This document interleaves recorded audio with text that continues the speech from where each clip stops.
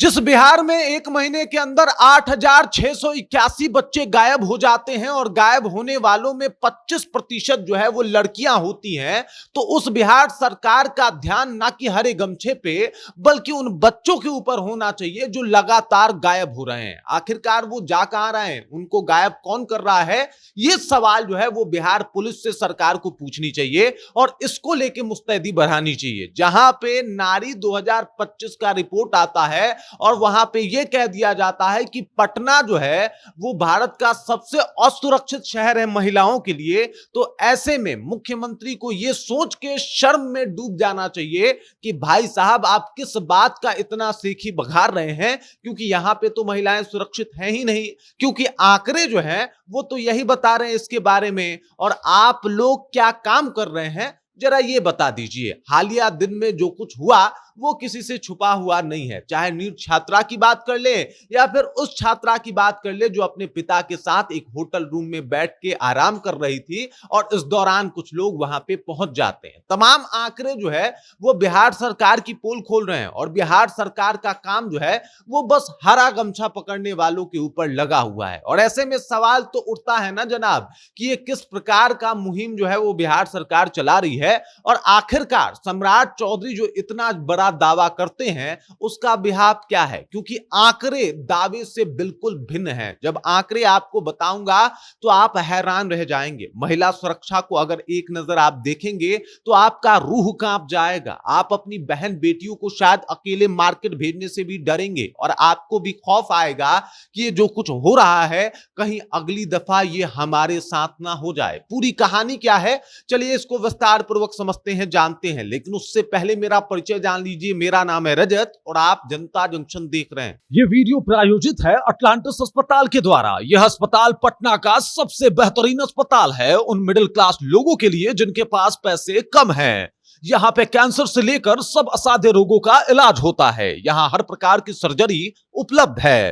Appendix operation, fistula operation, laparoscopic surgery, पीत की थैली की सर्जरी, किडनी स्टोन एवं यूरोलॉजी सर्जरी, प्रोस्टेट सर्जरी, बवासीर, फिशर, पिस्टुला का इलाज, gastro surgery, cancer surgery, neuro surgery, पूरे हाइजीन का ख्याल रखते हुए ये हॉस्पिटल ये सारी सुविधाएं दे रही है। पटना में मिडिल क्लास लोगों के लिए इससे बेहतर अस्पताल हो ही नहीं सकता। शानदार सर्जन, बेहतरीन डॉक्टर और एकदम अच्छी व्यवस्था के साथ अगर आप चाहते हैं कि आपके और आपके परिवारजनों का इलाज हो तो आप इस अस्पताल में जरूर आएं। आपको ज्ञात होगा कि जब से सम्राट चौधरी मुख्यमंत्री बने हैं दावों का अंबार लगा हुआ है। मतलब वादा दावा इतना बड़ा बड़ा हो रहा है जिसका कोई हद हिसाब नहीं है। हालांकि कुछ काम जो है वो अलग तरीके से किया जा रहा है, सुधार की गुंजाइश दिख तो रही है, लेकिन पूर्ण सुधार जो है वो कहीं अभी दिखने का नाम नहीं ले रहा है। अब चलिए बिहार के कुछ आंकड़ों के ऊपर बात कर लेते हैं। सबसे पहले आते हैं नेता प्रतिपक्ष तेजस्वी यादव की एक पोस्ट के ऊपर। इस पोस्ट में तेजस्वी यादव दावा कर रहे हैं कि भाई साहब यहाँ पे बच्चों की जो है वो लगातार जो है वो गायब होने का रिपोर्ट जो है वो दर्ज कराया जा रहा है और हालिया सरकारी अपडेट के अनुसार राज्य में 8,681 बच्चे लापता सूची में दर्ज हुए हैं, जिसमें लड़कियों की संख्या अधिक है और इस कुल संख्या में लगभग 85% जो है वो लड़कियां गायब हुई हैं, जो बाल तस्करी की जैसे गंभीर आशंकाओं की तरफ इशारा करती है। अब देखिए इसको आप थोड़ा सा और समझ जाइए। ये पूरा का पूरा एक महीने का डेटा नहीं है। बिहार पुलिस मुख्यालय के अनुसार यह आंकड़ा अचानक एक महीने में गायब हुए बच्चों का नहीं है, बल्कि जब राज्य सरकार ने मिशन वात्सल्य पोर्टल पर गुमशुदा बच्चों का डेटा अनिवार्य रूप से ऑनलाइन अपलोड करना शुरू किया, तब थाने की लगातार मॉनिटरिंग के बाद यह कुल पेंडिंग संख्या जो है वो सामने आई। लेकिन आखिरकार यह संख्या इतना जो है ज्यादा क्यों है, और इसके ऊपर पुलिस जो है वो किसी भी एक मुख्य जगह पे क्यों नहीं पहुंच पाई जहां से इन बच्चों को बरामद किया जा सके या फिर बच्चों के गुमशुदा के बारे में, गुमशुदगी के बारे में पूरा डिटेल्स निकाल सके। तभी तो केस पेंडिंग पड़े हुए हैं ना। अब ये आंकड़े आपको हैरान कर ही रहे हैं तो कुछ और आंकड़े आपको बता दे रहा हूं बिहार में महिलाओं को लेके बिहार में क्या स्थिति है। तो सबसे पहले आप इस बात को समझिए कि बिहार एक ऐसा राज्य है जहां पे अगर चंद दिनों की बात की जाए तो तेजस्वी यादव का पोस्ट दावा करता है कि कुछ ही दिनों में 75 लड़की और महिलाओं के साथ जो है वो गलत हुआ है। 75 ये आंकड़ा कुछ दिनों का है। अगर 2025 के आंकड़े की बात की जाए तो 2025 में 2025 गलत किया गया महिलाओं के साथ, यानी उनके साथ जबरदस्ती की गई। और उसमें से सबसे चौंका देने वाला मामला यह है कि लगभग 1000 से भी, यानी आधे से भी अधिक मामला जो है वो पॉस्को एक्ट का है। यानी जिन बच्चियों के साथ जबरदस्ती किया गया 2025 के आंकड़ों के हिसाब से वो बच्चियां नाबालिग थी। अब ऐसे में आप विचार कर सकते हैं कि साहब बिहार में किस तरीके से महिला सुरक्षा को जो है वो ध्यान दिया जाता है। और ये जो नारी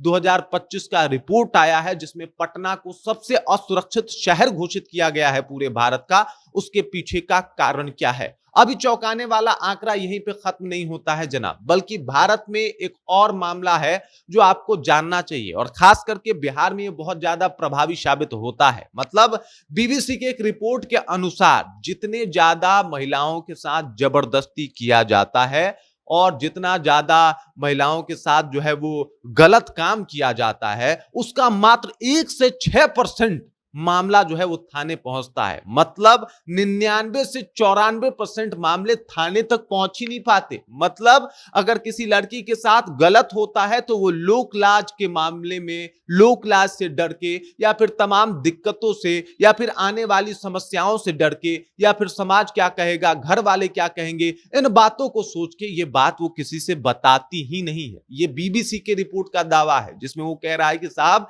इस तरीके से इन लोगों के साथ गलत होता है, लेकिन अफसोस उनको रोकने की जो है वो कहीं ना कहीं कोशिश नहीं की जाती है। और यही कारण है कि यहां पे जो भी मनचले हैं, जो ऐसे गलत कामों को अंजाम देते हैं, उनका मनोबल 7वें आसमान पे होता है। अब चलिए 2025 के उस आंकड़े को समझते हैं। 2025 के आंकड़े की अगर बात की जाए तो लगभग 2025 औरतों के साथ, लड़कियों के साथ गलत किया जाता है। और अगर इसे बीबीसी के आंकड़े से कंपेयर किया जाए तो यह आंकड़ा पता है आपको कितना पहुंच जाता है? लगभग 2 लाख महिलाओं के साथ हुआ, जिसमें मात्र 2025 महिलाएं थाने गई। अगर बीबीसी के आंकड़े को समझा जाए तो यह आंकड़ा यही बता रहा है। और इस आंकड़े से यह पता चलता है कि साहब अभी भी ऐसे लोगों के लिए हमारा समाज किस सोच के साथ सोचता है। और साथ ही साथ अगर बिहार पुलिस की बात की जाए या फिर बिहार सरकार की बात की जाए तो भले ही एआई कैमरे को लगा के हरे गमछे को पकड़ने की बात की जाती है, लेकिन कभी बात नहीं की जाती है कि भाई साहब ऐसे मनचले जो है वो एकदम से ताबूत में बंद हो जाएंगे, उनको बिल्कुल नहीं बख्शा जाएगा, बिल्कुल नहीं छोड़ा जाएगा। आज महिला सुरक्षा की दृष्टि से देखा जाए तो बिहार सबसे निचले पायदान पे जाता हुआ दिखाई देता है। मतलब एक तरफ जहां पे महिलाओं को बराबरी की बात की जाती है, वहीं दूसरी तरफ रात के अंधेरे की बात हटा दीजिए, दिन में ऐसे ऐसे कांड हो जाते हैं जिसके बारे में कोई परिकल्पना भी नहीं कर सकता। और ऐसे में लोग अगर महिलाओं के ऊपर आके कोई सरकार, सम्राट चौधरी या फिर कोई भी मंत्री आके इस तरीके की डींगे मारता है तो वो सब बेबुनियाद लगता है, इससे ज्यादा कुछ भी नहीं। आंकड़े आपके सामने हैं, डेटा आपके सामने है, जो हालात हैं वो आपके सामने हैं। और सच सच बताइए, क्या आपका भी मन नहीं सह रहा? अगर आप भी किसी लड़की के भाई हैं, पिता हैं, दोस्त हैं, या फिर कोई लड़की आपकी जो है वो गर्लफ्रेंड है, या फिर किसी लड़की से आपने शादी किया है, क्या आपको डर नहीं लगा कि हालात कितने बद से बदतर हैं बिहार में? और इनको रोकने के लिए आखिरकार हमारी सरकार कर क्या रही है? और कब तक ये जो बुलडोजर चल रहा है गरीब घरों को छोड़ के उन घरों पे भी चलना शुरू होगा जिन लोगों ने ऐसे ऐसे अपराध को अंजाम दिया है? कब तक सरकार एक इस तरीके का जो है वो इकोसिस्टम लागू करेगी जहां पे एक विक्टिम जो है वो अपने बातों को अच्छे तरीके से जाके कोर्ट तक रख सके, थाने तक रख सके और समाज उसको जज ना करे? बाकी इस खबर, इस जानकारी को लेके आप क्या सोचते हैं? इन डेटा को देख के आपको क्या लगा? कमेंट करके अपना विचार जो है हम तक पहुंचा दीजिए। और सम्राट चौधरी के काम को अब आप कितने नंबर देंगे ये भी आप जरूर बता दीजिए। बाकी आप देख रहे हैं जनता जंक्शन और मेरा नाम रजत है।